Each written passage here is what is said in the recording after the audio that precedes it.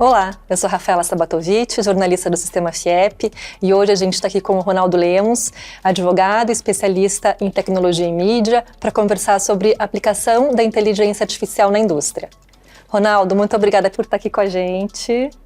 Para começar, então, queria que você começasse contando qual é o país referência em uso de IA na indústria e o que faz ele estar nesse patamar. O uso de IA na indústria, né, hoje é principalmente na China, pela razão de que boa parte da fabricação industrial do planeta acabou migrando para a China e para a Ásia, né? Então, para não dizer que é só na China, eu diria que a Coreia também, o Japão em uma medida um pouco menor, mas assim, a Ásia, como hoje está cada vez mais importante do ponto de vista do plano industrial, enxergou na inteligência artificial uma possibilidade de gerar produtos que agregam ainda mais valor para qualquer tipo de aplicação. Então, a disputa entre IA, né, ela é entre os Estados Unidos, que estão na frente, e a China, que está almejando ali chegar perto dos Estados Unidos. Mas a parte industrial, né, até pelo fato da China ocupar um espaço tão importante como ela ocupa hoje, a gente vê mais na Ásia do que nos Estados Unidos. Agora, tem muita coisa interessante acontecendo na Califórnia, né, em estados americanos, que é o uso da inteligência artificial, por exemplo, para engenharia generativa, você fazer design e prototipagem de produtos usando IA. Então, essas aplicações mais de software a gente vê nos Estados Unidos. Agora, as aplicações mais de hardware, né, de aplicação industrial propriamente dita, a gente está vendo cada vez mais na Ásia. E o Brasil nesse cenário, onde é que está? Então, o desafio do Brasil é fazer uma convergência entre manufatura, software, dados e inteligência artificial. A gente, no Brasil, a nossa indústria é incrível, é super inovadora e, inclusive, é fundamental. A gente nunca pode deixar o Brasil perder a sua base industrial. Agora, um desafio que essa indústria ainda precisa cumprir, né, é exatamente essa convergência. A indústria brasileira ainda não é proficiente em fazer a fusão entre a fabricação e a parte de software. E o futuro da indústria é exatamente essa convergência. O consumidor do futuro, ele vai querer usar a inteligência artificial na escova de cabelo dele, na bicicleta, na balança, na enceradeira, no aspirador de pó. Então, eu acho que o Brasil fabrica vários desses objetos muito bem, só que falta ainda você olhar para esses objetos, o industrial brasileiro, e falar: que valor agregado eu posso gerar se eu conectar esse objeto na internet, se eu der a ele sensores de dados e se eu colocar inteligência artificial dentro dele? Então, essa pergunta eu acho que todo mundo que trabalha na indústria brasileira tem que fazer. Essa é uma missão que a gente ainda tem como país, que é de fazer a convergência entre fabricação industrial, software, dados e IA. Uhum. A gente vê, né, muitas empresas e muitas indústrias que aplicam IA muito na área de vendas, comunicação e marketing, né? Mas em termos de operações, assim, que outros setores da indústria poderia se beneficiar? Então, a IA ela é muito boa para o pequeno e médio empresário, né? Porque ela é quase que um santo expedito, né? No sentido de que ela é resolvedora. Então, ela resolve problemas que você possa ter administrativos, ela facilita a preparação de balanços, balancetes, comunicação com fornecedores, comunicação com clientes, até problemas jurídicos hoje, você pode usar a IA também para te ajudar a resolver. Então, ela é uma grande resolvedora desses problemas do cotidiano. Só que esses usos, eles são só a superfície do problema, né? O que eu gostaria de ver é um uso mais aprofundado, que é o uso da IA, por exemplo, para o design de produtos novos, uso da IA embarcada nos produtos que são realizados no Brasil, né? Então, o empresário brasileiro tem um olhar de inovação e falar: poxa, eu estou fabricando isso aqui, e se eu colocar uma inteligência artificial nesse produto, será que eu não vou gerar mais valor ou novas utilidades? Então, assim, o que eu gosto sempre de dizer é a melhor forma de aprender a usar é usando. O que eu gostaria é que primeiro o empresário brasileiro use de forma consciente, né, ética, a inteligência artificial, e depois passe imediatamente a desenvolver inovações e novas aplicações usando a IA no plano industrial. E aí já uma aplicação mais pesada, mais sofisticada do que simplesmente resolver as questões do cotidiano. Em termos de sustentabilidade, como que ela poderia apoiar a indústria, até falando em energia, redução de desperdícios? Então, a IA, ela é uma grande consumidora de energia elétrica, né? E a expectativa é que em 5 anos, o uso da inteligência artificial responda por 4,5% de consumo de energia elétrica no planeta. Isso é um grande problema, porque não é admissível que você queime mais fósseis, né, mais combustíveis fósseis para movimentar a inteligência artificial. A gente vai sujar cada vez mais a atmosfera para ter inteligência artificial, isso não faz o menor sentido. Você reduz de um lado, mas aumenta no outro, né? Uma loucura. Agora, isso pode trazer oportunidades preciosas para o Brasil, porque a nossa energia no Brasil, 93% da energia do Brasil hoje elétrica é renovável. Então o Brasil tem, de longe, a base de energia mais renovável do planeta. O segundo lugar está lá muito longe. Então, assim, o Brasil ele pode enriquecer vendendo energia renovável para a inteligência artificial. E a gente pode fazer isso com o desenvolvimento, por exemplo, de plantas solares e eólicas, que estão começando a se multiplicar no país. O álcool, né, pode ser utilizado para gerar o hidrogênio verde, né, e o hidrogênio verde, você consegue até exportar isso para alimentar cargas em outros países. Então, assim, se a gente pensar isso estrategicamente, o Brasil ele pode se transformar na maior economia verde do planeta. A IA do mundo todo, se ela for implementada na Inglaterra, ela vai estar queimando combustível fóssil. Se ela for implementada na Alemanha ou em outros países, a mesma coisa. Se ela for implementada no Brasil, o Brasil talvez seja o único país que tem capacidade no curto prazo para fornecer energia renovável para a inteligência artificial. E a gente tem que valorizar isso e, obviamente, enriquecer com isso, né? Aproveitar essa oportunidade para que a IA gere essa riqueza com essa capacidade que a gente tem para oferecer e o Brasil se beneficie dessa expansão econômica que a IA está começando a gerar. E isso a gente consegue fazer a curto, médio prazo aí. Consegue, porque, por exemplo, os projetos de expansão da base elétrica brasileira, você tem projetos de expandir 30%, 40% da base elétrica instalada hoje. 100% desses projetos são renováveis. Então é isso que é muito interessante. E se a gente anda pelo Brasil hoje, a gente vê a multiplicação das usinas solares, a gente vê instalação de usinas eólicas, o projeto do hidrogênio verde foi regulamentado agora pelo Senado Federal. Então, o Brasil ele está se posicionando num lugar muito importante. Agora, precisa fazer a costura desse posicionamento com a inteligência artificial. O Brasil não pode ficar só esperando, a gente tem que ter uma postura muito proativa, primeiro de falar para as empresas de inteligência artificial que não é admissível queimar combustível fóssil para fazer IA. E, do outro lado, dizer claramente que, se quiserem energia renovável, o Brasil é o maior produtor mundial desse ativo que vai ser fundamental. E falando agora um pouco sobre segurança de dados, né? Quais são as principais preocupações que as indústrias devem ter em integrar a IA aos seus processos? Quando você integra um produto de indústria com dados e software e coloca ele ligado na internet, ele pode ser atacado virtualmente, né? Então, o problema de cibersegurança ele passa a ser relevante. A gente vê hoje várias histórias e casos, por exemplo, de carros que foram hackeados, o hacker conseguiu acionar o freio ou conseguiu abrir as portas do carro e assim por diante.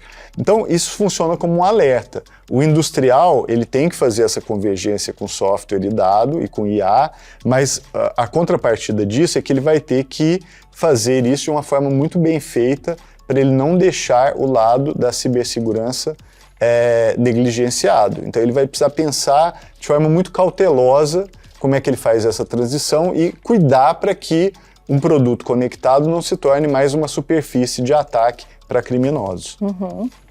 E sobre a regulação? né? Como que a gente está e quais são os principais pontos aí de atenção?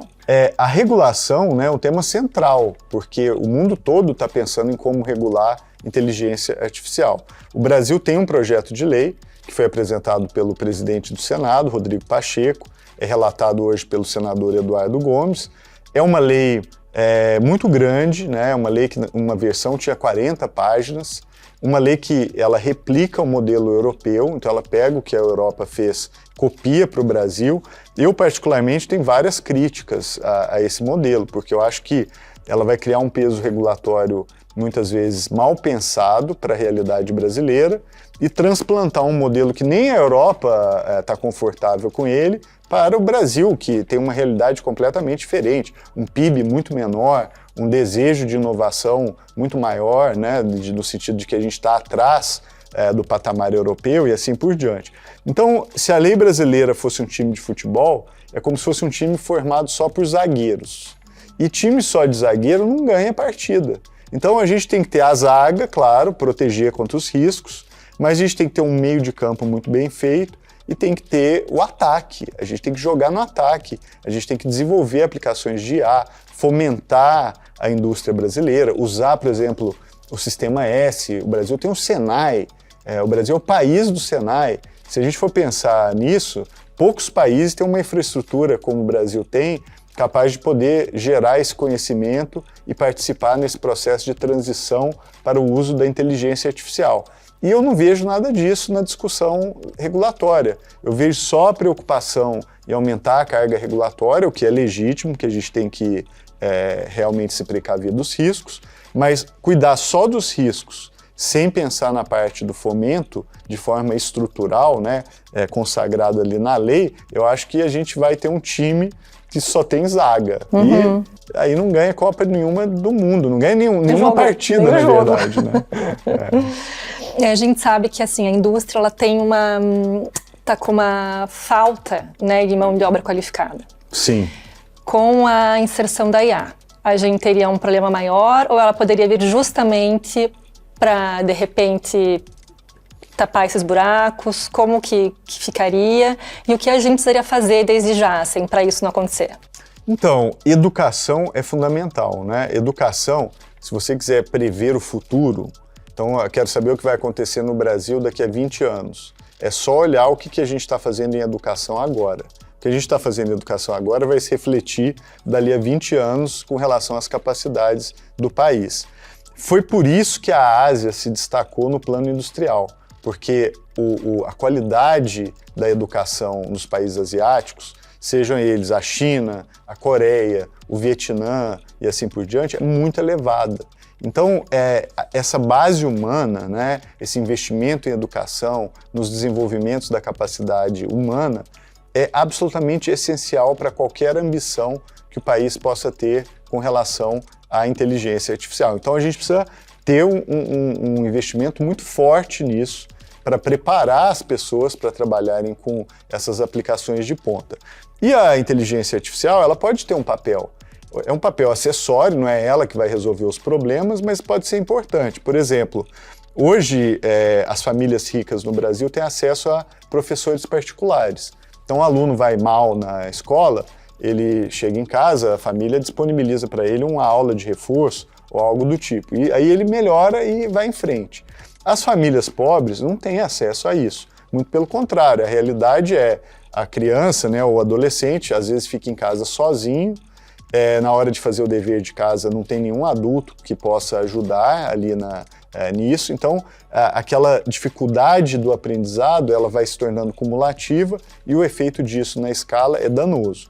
A inteligência artificial ela pode contribuir em ser essa entidade que pode ajudar, né, essa criança que não tem ninguém para ajudá-la a estudar. Então, em vez de estudar com um adulto, essas crianças, com uma orientação bem feita dos professores, dos pedagogos e assim por diante, pode usar a IA para substituir o papel do professor particular nesses contextos em que as famílias não têm condição de ter esse recurso. Isso aí pode ajudar, sim, a diminuir um pouco a desigualdade. De novo, isso não vai resolver o problema, isso é uma coisa acessória. Mas, se a gente pensar a IA de forma estratégica, ela pode ter um impacto positivo também na educação. E em termos que isso, né, se fala há muito tempo, já está bem mais desmistificado, né, mas a questão dos cargos, né, das posições. Existe esse medo? Tem razão desse medo existir? Não tem? Como é que fica? Então, uma das preocupações que as pessoas têm é se elas vão perder o emprego por causa da inteligência artificial. Hoje, isso não aparece, tá? Então, por exemplo, você olha para os Estados Unidos, são o país mais avançado hoje em inteligência artificial.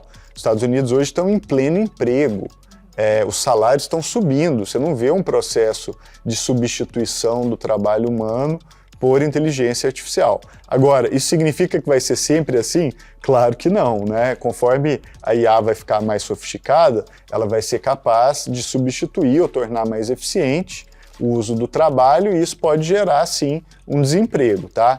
Então, a gente não pode esperar isso acontecer para agir. Por isso que eu acho, por exemplo, que a legislação brasileira, ela tem que ter um componente que fala de trabalho. Como é que a gente vai construir o trabalho do futuro? E aí, de novo, o Senai, o SESI e todo o Sistema S no Brasil, eles podem ter um papel fundamental para a construção desse trabalho do futuro. O trabalho ele vai mudar, né? Ele já está mudando por causa da inteligência artificial. Então, assim, não é porque a gente não vê o desemprego agora que a gente não vai fazer nada. Se eu tivesse que tomar uma decisão, eu colocaria o Sistema S para ter como missão fazer essa transição e a capacitação do futuro do trabalho brasileiro. Eu acho que, de novo, poucos países têm estruturas como a que a gente tem, e se a gente colocar isso para funcionar, pode ser que a gente coloque o Brasil na frente de muitos outros lugares. E qual seria o futuro do trabalho brasileiro? Então, o futuro do trabalho brasileiro, ele passa por um trabalho também que é técnico, né? A gente, no Brasil, investiu muito em educação universitária, né? Que é muito importante, mas nem todo mundo vai ter acesso à universidade. Então, você gerar a possibilidade de capacitação em profissões técnicas, isso é muito importante. São cursos mais rápidos, o mundo hoje, as pessoas buscam um imediatismo, pouca gente vai ter a paciência de ter 4 anos na universidade para aprender uma profissão.